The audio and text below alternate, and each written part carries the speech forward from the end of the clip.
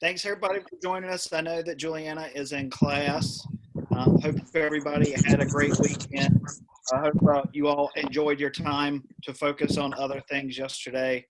I said before, I'll say it again. I don't have any intention of meeting just to meet just because we do it. There's nothing really to talk about. You guys have got better ways to use your time. So I hope you make the most of it.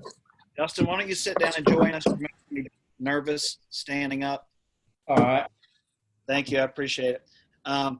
Today, I wanted to talk about kind of for our best practices topic, just very generally, more of a discussion than me kind of leading this one, but talking about ways that we can, different ways to test close a client. There are a lot of different ways to do it. And I just want to talk about maybe some of your, first of all, kind of what is a test close, and then what are some of your favorite ways to test close? What do you really use it for? How is it helpful? Who wants to lead off? Strawberry usually hit in the middle of the order, so Powell, I'm not going to let you go first. I'll go first. Okay. I think that the first test for client is to see if they'll get pre-approved, because they're not willing to get pre-approved.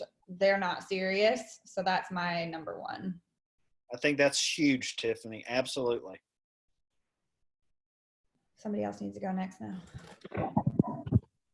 Sometimes I don't have to test close them. Sometimes they automatically are like, I'm just looking right off the bat.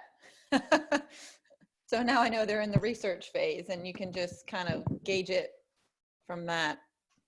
Well, I think an important thing is to normalize their take on their approach, right? Right. Yeah, I'm 6 months out. Well, you know what? Most of the people that I work with start about 6 months out. It's the perfect time for us to get to know each other, for me really to get a good understanding of what's going to be really important to you. And then when you realize that they're really bullshitting and it's all about just finding the right house, then you've already made that connection and gone the extra mile. I've started to say to people when they say, yeah, I'm just looking, I say, hey, that's awesome. You got to start somewhere. What are you looking for? I don't And they're know. like, well, I don't really. And when they say, I don't really know why I'm looking, I'm like, or what they're looking for, I say, okay, well, why'd you get on today and start looking? And That's then try to push for a meeting. So if they say how, look, I'm just browsing and all of that, and you can kind of keep them on the phone to start the conversation, I'll try to push to have a one-on-one meeting. Just be like, listen, I know, it sounds like you're still just browsing, but it doesn't hurt to start the conversation and sit down and see what the process looks like to start from finish. I think that's an absolute great way to do it. You've got to overcome those objections that people are going to throw at you because maybe they're just not interested in divulging a lot. But, if somebody is just looking, what is it about that your current home doesn't have that you're looking for? When you say you're looking, what is it that you're waiting for something to stand out to you and make you feel like, you know what, that could be it? What is it? What's going to take for it to be that aha moment? And, some people are moving for work, so they don't have a choice, right? It's not something they necessarily dislike about their current house, but they got to relocate. So that's a kind of a different conversation. But you got to find out their why to figure out how to get to the how, right? So you got to ask those questions. That's a good point, Charles. Who's got another one?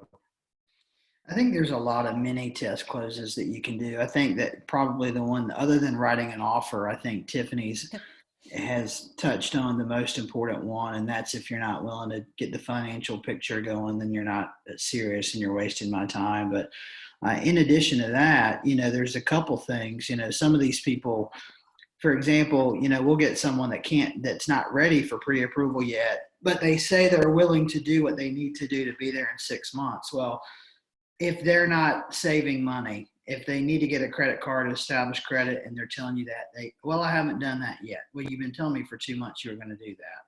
If you're not opening the e-alert, if you're not responding to messages, to me, those are all little mini test closes. You can figure out very quickly, do I need to keep calling this person every month because you're just not doing what you need to do to get there in 6 months? Or you're ghosting me and I'm not going to keep wasting my time reaching out. Exactly right. Now, that doesn't mean you cut your e-alerts off. I still wouldn't trash them, but, Right.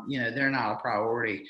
after Tiffany's, which again is I think is the most important one, is are we doing this together or not? And this is a conversation I've been having with Doug for 2 years now before I was even on the team. And he makes a big push for agency, and I've never really done that because I felt like if I can get in front of you and show you a house once or twice, why wouldn't you want to work with me? Mhm. But since I've switched over with you guys, I've started doing that more and more because I just feel like I need that protection, so I'm not wasting my time. I've only been burnt once doing that, but I think other than what Tiffany said, that's the most important test close is, are we doing this together as a team or not? I think you made several good points there. First, I do think those are the main two, right? But sometimes it takes a little bit to work up to those. So to your other point, there are several micro test closes, versus the macro, the big ones. We got the micro ones, and it's all about little things. Will you tell me why you're doing this? That's a test close.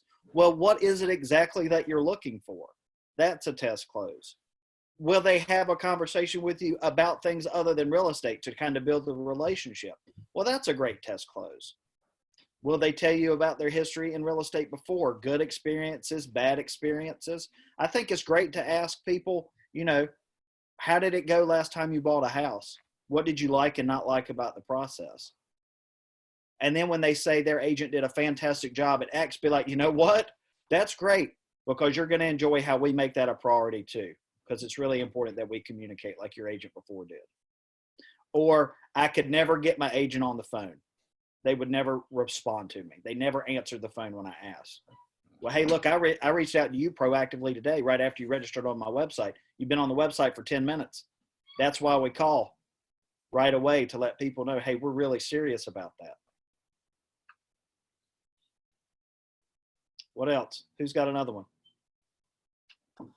I feel like their expectations is a huge one for me. We've all had those people who want a 4-bedroom house in Wilmington for $150,000. Ain't happening.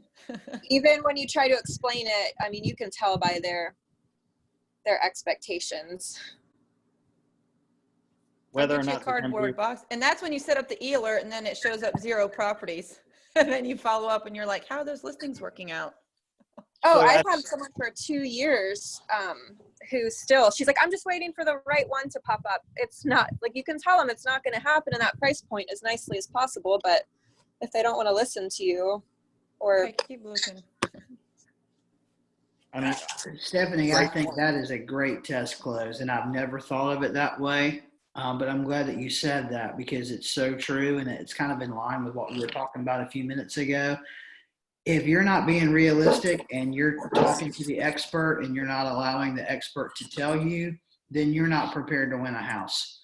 So I'll archive you and I'll set you up on your 150 4-bedroom house in Wilmington. If you don't hear from me for 3 years, that's because there are no homes like I told you. I think that is such a good point. I had never thought of that before. That's a good one. So again, lots of little ways to find out how serious people are about taking And then the when next you do step. present, like, okay, well, I hear what you're saying, the whole acknowledge and ask thing, Doug. I hear what you're saying. You want X. Okay, but in order to get X, we either have to increase our budget or we have to change our location. Are we willing? What are you willing to compromise on so that we can give you more options? And if they're not, then they don't trust you. Or they're just not realistic. Or they're just not realistic, Or and they're they're going to just be a stubborn. pain in the ass to work with. Yeah. So, in a situation like that, you can do a couple of things. You can just be like, well, the market is telling us what's out there. Mhm. Now, if you're not flexible on your criteria, this is what I'm going to do. I'm going to build you a search, and the search is going to say Bob's criteria. And then I'm going to send you a search and it says Janine search for Bob. And my search is going to take out the unrealistic thing from your search, like maybe the budget, like maybe add 50K to it. Yeah. Yeah. Because I want to get something in front of you, Yeah, because your search has this many results. that's right. Now I'll keep your search set up. So if you see something pop up, you're good to go. But otherwise, I'm going to show you what's more realistic in our marketplace. And then you can decide kind of what you want to do and how you want to proceed. And if any of those are interesting to you. If so, give me a call. I'll be right here.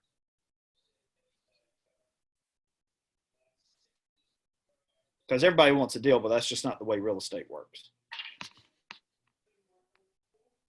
Who's got another one? Anybody else? Is Adam walking laps around you guys? I would say that I'll I had offer. a good conversation on Friday with a prospect who I'd left a message, and he, it was actually over text message, and it was kind of this classic thing. I'm just looking right now. But I always think it's important to follow that up with just a very open-ended question. Okay, well, if you're just looking, I'd love to know kind of what I can do to help you. So what are you looking for? And it just kind of built from there. And we basically got down to, before you know it, he was asking me, well, how much will I owe you to kind of do this work? So it kind of prefaced right into that why they want us to do the agency discussion and all that. I mean, he just opened it right up for me. So I said, basically what I want from you is just to allow me to help you. You will not have to pay me. If it works out and everything goes smoothly, I will be compensated at closing by the listing Lister. agent or the seller. And you won't have to pay me a nickel, and I'll be your agent, and I'll represent you and only you, and work all for you, and you won't have to pay me $1. So it's a pretty good deal. And before it was over, I mean, I really feel like, I've got to, get him some homes we can go look at, but it was so great, and he just opened it up for me. So I think sometimes when those people start out, they kind of have those ways, like those walls almost, like I'm just looking, but when you start softening them up by showing them you actually care, it's like, well, how can I help you? What do you want? What really are you looking for, so we can get this process started, and I'll start doing research for you. So, that's sort of some of the things I've been doing to at least get the lead process, the pipeline going, if you will. That's perfect, Adam. And it's another thing too. Don't assume these people understand anything about the process. Right. You gotta Right. assume every time you're starting over. And even I will ask people, hey, when's the last time you bought a house in North Carolina? Because things are different state to state. It gives you an Right. said, well, the paperwork is updated every year. So, let's make sure you understand how things might be different now than they were before, or the expectations of sellers in the marketplace like now versus, 2008 or whenever the last time you bought a house. Tiffany's dealing with a client right now who's a lender and who last bought a home 20 years ago. And you would think she has absolutely no flipping clue how real estate works at all. It is amazing. Really? Is she not doing it? Is she not funding any loans? I'm not trying to go down the rabbit hole. I'm just saying let's not take for granted that people understand the way it works, and it gives you an opportunity to not only test close, but to provide the value like Adam did, so they understand you're never going to pay me. The seller pays me. The seller wants to pay me. That's why they hired an agent, because they want agents representing both parties in the transaction so it gets done. It's worth it to them. Doug, that's such a good point to say, like, even if you think that they understand the process, even if they told you they bought a house a year ago, you have no idea what their prior agent maybe told them the process was like, or, what their experience was. I have learned, go through everything with everybody so that everyone is on your page, because if they think that they're on the same page as you and they're in left field somewhere and you're on the page, it doesn't work. So if they work with a bad agent before or a clueless agent before, and you don't fill in the gaps that they had or understand why things didn't go great before, then you're going to look equally as bad, because you just assume they understood or understand how to do it. yeah. So go the extra mile, ask the questions. It makes all the difference. And those test closes are how you do that. Well, tell me about your last experience buying. I think those are really important, because that allows you to capitalize on how you're going to be better than that agent immediately. And it helps people get past and vocalize the fear or the frustration that they had before. 90% of what we do is listening and relating to people. Right? It's about building a relationship, and they're comfortable and they want to work with you. So if they've got barriers, help them, give them the opportunity to break the barrier down, kick the door down, get frustrated, get out while last time was so bad. And now you swoop in and you're like, well, let me tell you how we do it over here. And why you're not going to have an experience like that with us. And then you're just setting yourself up for success by helping acknowledge what they went through before and then move on. And Adam, to your point earlier, and for some of the newer people that maybe we hadn't revisited this a lot lately, open-ended questions, always. No yes, no questions. Of course, there are some times when you have to ask a yes, no, but generally speaking, yes, no questions are non-starters. So if you're trying to get people talking, yeah, you know, get them talking. Who loves to talk about themselves? Pretty much everyone. Yeah. So if you're trying to sell something to somebody or trying to help them accomplish a goal, get them talking. They will volunteer the information most of the time. Yep. And the information they don't volunteer, it's up to you to get these test closes to help draw them out and determine if they're, you know, a viable candidate to buy a house or not. Great discussion. Who's got anything else? Dustin, you got anything you want to add? Felicia? I don't have anything. You guys pretty much touched on everything. The only thing I would say is that even if the clients or customers ghost you, don't talk to you, whatever, for a couple of months, I would just say, you know, you don't know what's going on in their life. I had a lady hit me up this weekend and she said, "Hey, I'm going to be in North Carolina starting on Thursday. Sorry, I haven't been talking to you. My cousin was kidnapped back in November." You know, of course, if I was in her situation, I'm not going to answer the realtor who's been texting her. Right. You know, so, but I think that she appreciated the emails that were coming from me and the, you know, the listings and whatever. So we're going to meet up this weekend, hopefully. Well, that's great. I love that. Just continue to put yourself out there for folks. And more often than not, with the people who are serious, it's going to end up good. This is the slow plan, right? This is we're playing a long-term plan here, right? We're not expecting things to happen quickly. When the quick stuff happens, that's great. The quick stuff isn't to accomplish our goal. The quick stuff is to exceed our goal. We build a Icing on the pipeline cake. to hit our goal, right? And then when those, hey, yeah, I need to buy a house right now, pop up, well, that's how you go from 3 to 4 contracts a month. You don't want that one to be the one that keeps you on pace. That's how you start to outpace, right? Because you put in the time and build the pipeline and all that. All right. Well, Brandon said he learned something today, and that's been a while since that happened. So I think we're a win already.